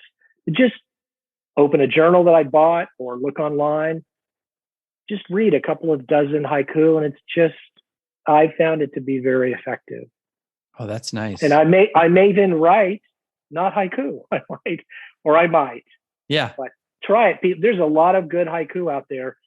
There is this thing called sort of desk-ku, which would be sort of like Hallmark card-esque haiku that you might want to avoid. DM me if you want some suggestions for some good journals. But why don't I read one that's nature-centric, and then I'll read one that's more about human condition. They're very short. Yeah, let's do it. I love it. And I'm going to read each one twice. Okay. Just to let it focus in. And if you're driving and listening to this podcast, don't close your eyes. But anyone else, you might even want to close your eyes and just do this as a little bit of a meditative exercise. Would you recommend breathing? Getting in touch with the breath. So. Yeah. And I think just imagining you're about to hear the temple chime, and there's going to be this resonating, lyrical sound coming your way. I like it. This poem first appeared in Presence, issue 70. Bird song in the hedgerow, conjuring dawn. Bird song in the hedgerow, conjuring dawn. Beautiful. Okay. So it's interesting too. I like the fact that you repeated it. It's almost could feel like a chant too. You could just repeat. It's almost like a mantra. It's almost like a gateway into a meditative state. Like I completely understand what you're talking about. Oh, it is. And let's put a pin in that. I know there's a time limit. I'd love to tell an anecdote about how I finally got the story arc figured out for my book. And it has to do with speaking poetry out loud. It's so powerful. Yes. And in particular with haiku here, back to the current issue, is that I just agree with what you said. Yes. Reading it or listening to it, being read to you, there is a chant-like, prayerful aspect. And so this particular haiku is called the Sendryu, which is going to be human condition as opposed to nature per se. There can still be elements of nature, not to get too wonky here. Here's the poem, and I'll read it twice. This poem first appeared in the Heron's Nest, June 2021 issue. 3 a.m., moonlight pacing on the floorboards. 3 a.m., moonlight pacing on the floorboards. Oh, that's nice. I closed my eyes for that one. Wow, okay. I got so many visuals from that. I immediately... Now, maybe this isn't a very peaceful thing to think about, but it transported me to... I would love to hear. Everyone should be thinking what they got from it, not what I... Well, right? I got two things. I got two different visuals from each read. Well, from one read and another one from another read. First thing I thought of was a parent pacing at night, waiting for their child to come home. And then the second time, I got a to-be parent pacing, expecting their child to be born. Awesome. Which is weird because I don't have any children, but that's immediately what I thought. It put me right into that state. Like I could almost feel it. I love that. Well, and that Beautiful. Is, you are, by describing what you experienced, that is what haiku is. It's the reader's connection to the moment about which the poet has written words and put it together. And obviously there was an experience that I had that catalyzed the poem, but it's less about me than the moment. And there's this interesting saying, I guess, about haiku that if you and I are standing in the forest, Preston, and I want to point your attention to this beautiful crescent moon, I want my poem to be my pointing finger. And I don't want my arm to be full of clanging jewelry and, fiery, gesticulations. I just want to point you so you look, and then I get out of the way. Well, yeah, I love that. That's a haiku. Yeah, it's kind of bare bones. It's almost like each word is selected very wisely. Oh, yeah. So just because we are an art podcast and a creative process podcast, are you willing to share the actual behind the curtain, what the concept that you had when you wrote that, or is it too personal? No, I can. Absolutely. I happen to have a long-standing battle with 3 a.m. and 4 a.m. If I wake up, it's sometimes difficult. Not always, but it's a time that I find particularly fraught with just being unsettled. Mm-hmm. So when I awoke and noticed the time, it just stuck in my mind. And I was walking and I saw the moonlight coming through a window, illuminating the floor. And my attention was drawn to the juxtaposition between the moon, which I even have a whole poem in the book about the moon. It's got a special meaning and significance to me, and obviously many other writers and poets and people. Yes. But that distant object and the cosmological reality of it and the light reflected from our sun, and it's coming through my window at this exact moment, and I've got this insomnia. This is like, that's the moment. It's almost like it's for right you there specifically. It's a bit of an anthropomorphizing of the moon and the light. Like, is this a universal tap on the shoulder? Like, yeah, I know you're here. I know you're kind of pacing and unsettled, and it's okay, man. Like, yeah. I'm just out here rotating. I've been doing this for billions of years. Mm-hmm. Chill. I got you. Yeah. That's great. I love that. That's beautiful. And it's so interesting because I've read haiku before.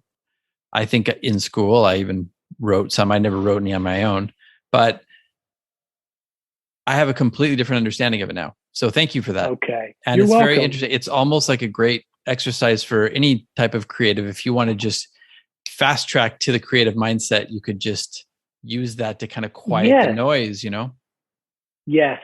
And then you have to be deliberate about your word choice and the cadence. And we tend to shy away from verbs. There's a verb form in here. Pacing is a gerund, right? Mm-hmm. Modern haiku tends to shy away from verbs. Well, even classic Japanese. And there are other heuristics. I hope someday to teach some kind of a grassroots class, or just, I'm so excited about it and its potential for awakening and enlivening, a way of seeing the world, not just being a poet or a writer. And you might be able to apply this to your own work as a painter, Preston. We can talk about this later, Yeah. Maybe. Yeah. I love it. We could have a whole separate podcast interview just on haiku. So maybe we'll do that down the road. For sure, man. But I wanted to, because we're not running out of time. We can go forever, but I want people to still be listening to what you're saying. So, and I want to hit, your website and all that, but I did, I know you've worn many hats. Like, you were an IT manager, did tech consulting, software development, director of operations for an architecture/construction firm, entrepreneur, musician, writer. You've worn many hats. I had two observations on this. One of them is something that is kind of a through line with all that, or an undercurrent to a lot of these, is writing, which is interesting. With your music, you're writing. With your writing, you're obviously writing. But in a lot of these, tech, information technology stuff, you wrote a bunch of articles, hundreds of articles. You had the e-zine that you co-founded and wrote for. Writing is something that you've been doing throughout this whole process. That's true. Yeah, which is very interesting. And I guess it's not really much of a surprise that you became a writer. I wanted to ask you, was it difficult making the transition from a more technical type of writing or a nonfiction type of writing into poetry? The short answer for me is no. I fell right into it. And I think it's because I've been a consumer of literature, poetry, music, lyrics, dialogue in TV shows and movies. All of these storytelling formats have been very influential and inspirational to me throughout my life. And I think that it's a bit osmosis, and probably being such an audiophile and just a music lover, both instrumental, but there's always been a love in me for good lyrics that tell a story. I'm not particularly fond of lyrics that might be in the Spotify top 10 playlist rotation right now, misogynistic or, violent, or just, there's just no story there to me. So that's more of a long-winded answer, but I found it very easy. And I just started writing haiku on birthday cards from my relatives and friends, nice. Preston. Mm-hmm. That's really how, that was that first little act. I wrote that letter. One of the things I did with the writing was, okay, what's the shortest possible format for a poem? It's a haiku. Yes. There's even a monoku, which is a single line, right? But I just started that and I said, okay, I'm digging on this and I'm going to keep doing this. And then I just began to write longer form, and there you go. I love it. I love it. And it's a great way to kind of hone the craft too. Like there's a lot of thought put into a little poem. I can see how it could be easier to expand. It almost seems like it would be easier to do that than to be writing long form poetry and then go to haiku after that. Well, maybe I'm talking out of my ass here, but Well, you know how you probably keep some paintings and maybe later you paint over them or you repaint them differently. Mm-hmm. I will share with you, I don't know the exact count, but for this poem, there might be 10, 15, or even 20 iterations. And I keep them. It's easy to keep them. It's all in Word, right? I know some people hand journal, and I've seen some other haiku masters talk about this, whether it's handwritten or typed, keep the history of each individual poem because it's instructive. Yes. Why did I make that particular change? And so if people are listening and thinking about writing poetry, I keep old versions of poems too, little snippets, because there's language there that I could come back to and find a place for potentially. Yeah.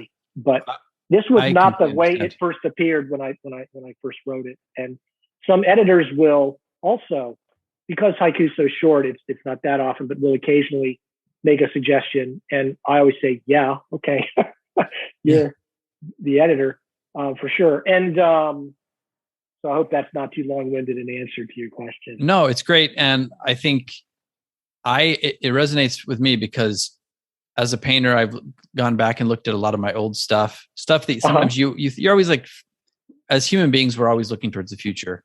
And like, what can we do next? The next is always going to be better. And I think there's a purpose for that. And I think it works well for us to have goals and to be trying to get better and improve with whatever we're doing. But like when I go back sometimes and look at some of the old paintings, maybe some of the pop surrealist stuff that I did that I put a lot of time into, every once in a while I'll find a piece and I'm like, wow, like I kind of, maybe I lost a little something here, or this is something that I was doing really well at the time that I just didn't continue on with.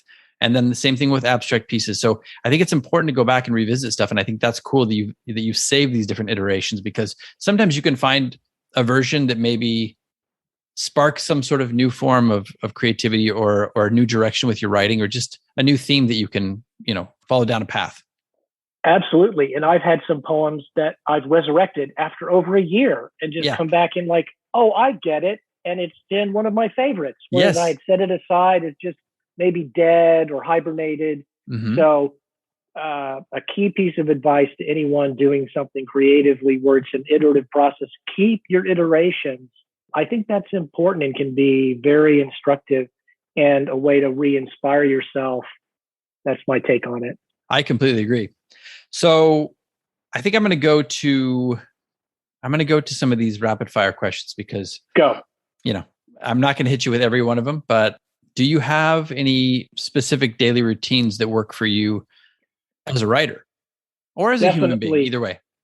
Sure. For writing, I will go on long walks. I'm probably the guy you see with a pad and a pen, and people are wondering, what is he doing? or a sheaf of papers, stapled, a long list of poetry that I want to just read cold. Maybe it's been a week and I've stepped back. So walking, I live in an urban neighborhood, but there is a green belt, a place to go where it's more natural. I could go to the beach if I wish. And I can even go without paper, just take my phone. And if I have an idea, type it in. So I keep lots of ideas on my phone. That's a ritual too. That's so great. That probably is the primary, try and find a time in your household or workspace where you're not going to be interrupted. Interruptions are hard for me, perhaps with others too. It's not always easy, especially COVID lockdown and everybody living at home. So I try, and I'm more of a morning person. By the afternoon or evening, I don't necessarily usually have the creative mojo, but it's pretty laissez-faire there. But I do like to write or edit when walking. I like that. Long answer. I know this is supposed to be rapid fire. I'll try and be more. No. Rapid fire for me. It doesn't have to be rapid fire for you. And I will occasionally listen to music, and I've got one poem that I just did this sort of synesthesia thing to see what would happen. But mostly I try to have it be quiet. Because if I hear a song that's got lyrics in it, okay, that's it. I can't get away from the earbug of the lyrics. So maybe I'll put on some, burbling brook YouTube background sounds. But I completely understand the walking. There's a rhythmic aspect to walking, like almost like a marching. When I used to write both lyrics and poetry, it would be the same thing. I could just kind of get into a rhythm with the steps and figure it out. And like, it was really good for writing music for me, lyrics to music at least. So, Excellent. But also a lot of different creatives talk about walking just to clear the mind, get in touch with nature. Yes. A lot of ideas come from that. So that's and I try to do it with a particular mindset. Now folks listening, I am by no means, the poster child for a lot of this. I try, but I'll try and just walk and be observant. And I might see something that could become a poem. It might not be every time, but I have had it happen. So just be open. And who's to say that even if it doesn't right away turn into a poem, that it's not stuck in your subconscious somewhere and comes out at a later time? Well, and not to belabor the 3 a.m. poem, but I will share an important point, which is a piece of advice I give everyone. Journal everything. Like if I just gone back to bed instead of typing that in with typos and everything in my phone, I would have lost that poem forever. It would have been gone. I might not even have remembered being momentarily an insomniac and having this transcendent experience. It's like people write it down, make a note, something to concretize it. I have at least 3 or 4 ideas that I've lost forever. And I'm so frustrated by that because I didn't write it down. I said, I'll do it in just a minute. And it's gone. Irretrievable. I have that too. And I have that with business ideas as well. Don't be that person. Yeah, exactly. Don't do me. You. Yeah. And it's a good exercise too. Cool. So biggest failures. Have you had a failure that you learned something from that kind of ended up steering you in the right direction? Okay. Easy. Putting the manuscript through the sausage grinder of the book design. Now people out there wanting to self-publish, you can design your own books, their platforms and templates, and you could spend a lot of time and money on that stuff. If you're not already proficient with InDesign it's like a Photoshop for a book. Okay. Mm-hmm. I delegated that to an awesome book design company, Lemon 06 Design in Arizona. They saved my life because I was getting too caught up in the details. And then I'd submit and we'd go through the iterative process, and they had a brilliant workflow, and I knew at every step of the way what was happening. But the emotional roller coaster of, oh my God, okay, did I catch all the proofreading errors? Oh, they wanted to change this one poem to line. Oh my God. And I got myself way too worked up. And I'd call that a failure in the sense of I just didn't have the emotional regulation. Mm-hmm. And I needed that third party to say, Lee, just email me, the PM, the project manager. If you're worried about something, just email me. We got this, bro. Yes. You're gonna get that printed proof and you just be crying tears of joy. And she was right, because when it came, it was just euphoria. So the failure would be just being human and like having a hard time waiting. Yes. Waiting, but also like letting other people, like offloading some stuff, letting people take away some of the burden. Like I have a hard time with that, being a little bit of a perfectionist. Okay. I want to hire a team of people to help me eventually with certain things, but like I haven't done it for monetary reasons, Exactly. partially, but also because like I don't want to give up control. Yes. So Yes. I think it wasn't that you were giving up control, but you were allowing some decisions to be made without you completely overanalyzing them. And I know my own demons and perfectionism. I needed someone else to regulate the process and say, we've now proofreaded the book sufficiently. And the book has no errors. I mean, it's a flawless piece of self-publishing. Mm-hmm. And that's been noted in many of the reviews. And I think that's part of the reason why it gets awards. And because there are a lot of poorly designed, poorly edited, poorly typographically laid out books out there. Yeah. Mm-hmm. They're easy to see up on Amazon and elsewhere. So anyway, the failure would be, I wish I could have been a little more chill and equanimous during that process, but there you go. Yeah.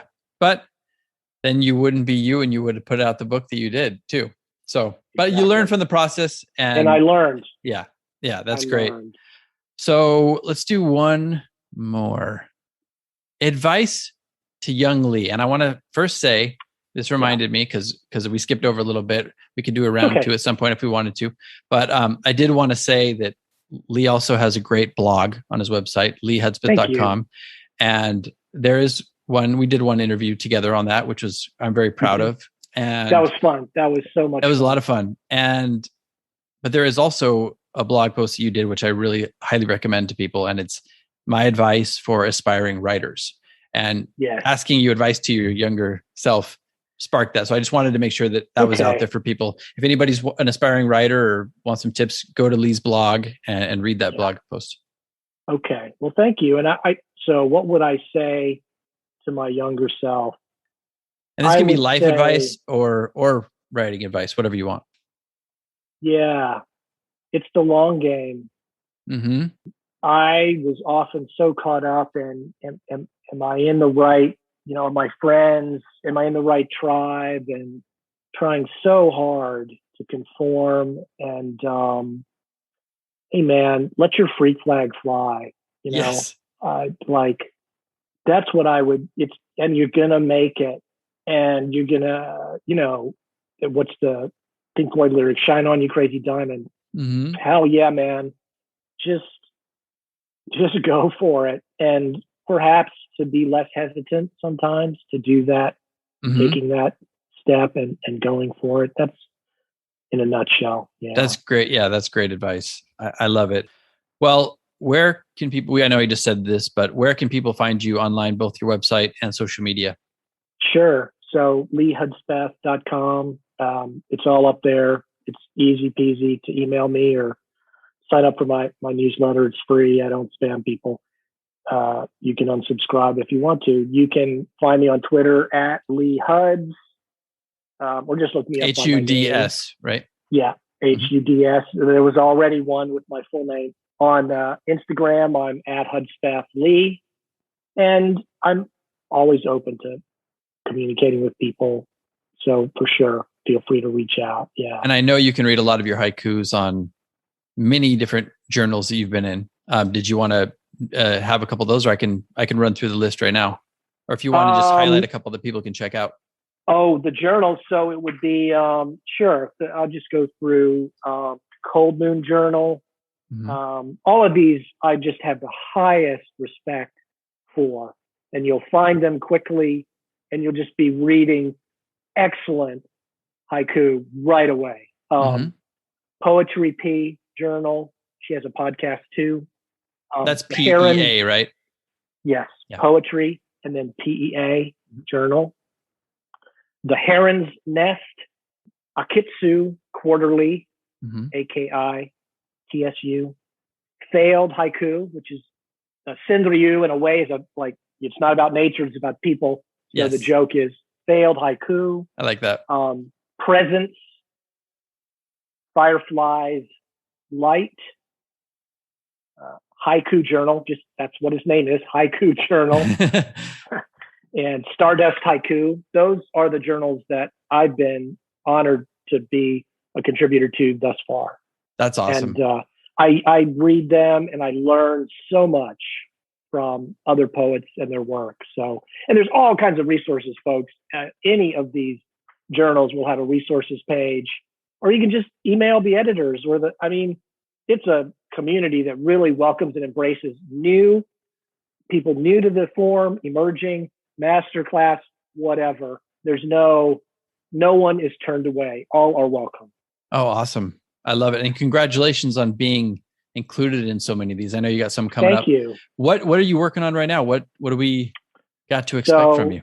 I've got some more pending out there. There are others I'd like to be published in, and I'm just beginning to. I've got 4 poems ready for submission on the deck, so to speak, to catapult into the what I call non-haiku journals, meaning it could be free verse, it could be. There's all kinds of different poetry forms, but my style is sometimes rhyming and sometimes more prose poetry. So it's a process of going through a lot of journals. I think I'm up to looking at over 250. Lots are just closed. Oh, wow. You just got to go through them. And then I've just found 4 or 5 or 6, and you submit and you wait, and it's months sometimes. Oh, yeah. It's a process. It's like submit it and forget about it. Correct. So that's exactly where I'm poised on the precipice there. And I'm beginning to feel like I'm developing a mass of work that could be the beginning of a second book. Nice. So I can't put a time frame on that, but is this going to be a poetry book again? Yes. Yeah. Nice. Very cool. Might be a commingling of haiku and free verse or rhyming. Oh, that would be cool. It might be I just do a chapbook that is just haiku, and I might go through a press instead of self-publishing. Mm-hmm. So that would be interesting. I like the idea of having some haiku sprinkled throughout. It's almost like, when you're eating sushi or whatever, and you have the little ginger as the palate cleanser. It's almost like the haiku is the beautiful palate cleanser for the next one. That could be interesting. I mean, obviously, I was just thinking about that. Do whatever you want, but it could be interesting. I love fiction writers like Patrick Rothfuss with the King Killer Chronicles, the first 2 books of the trilogy. Lots of poetry in there, lots of lyrical songs. One of the characters is a bard, a troubadour. He works poetry into his fiction. To me, man, that is the catch me out. Just cherry on top, baby. So if I'm going to write some fiction work, I'd love to work poetry in as an angle or a little smidgen in there. Just like, check this out. I love it. Yeah. The 2 fiction books that I wrote or co-wrote one of, the main character was a writer. So it was kind of a nice excuse to just sprinkle poetry throughout the fiction. And that's fun. I love that. I actually love reading books like that too. Well, and I think I would encourage your listeners to go up on Amazon and search for your book, the poetry book. They can search for it by your name, but what's the book title so they can be cognizant? Oh, it's funny because I've got a poem and the book, and I've got a painting with a similar title, but That's right. The City Will Rise. And it's an awesome amalgamation of your visual work and your poetry. I bought it. I mean, it's great. You're the one. Book. Thanks, Lee. You're welcome. Anytime. You can be number 2. No, but okay. No, but thanks for plugging that. I'm sure that sounded like I was trying to promote myself, but I really appreciate you putting that out there. Lee, it's been awesome. Like, I'm really excited for you. I'm proud of you. It's been fun to watch you progress so quickly and how you've had such a game plan that you've stuck to. You've been relentless. You've also been open to learning. And I'm just really excited about all the success you've had in a short period of time. I know it probably doesn't feel short, but in the grand scheme of things, it is a short period of time. So I think the sky is the limit for you.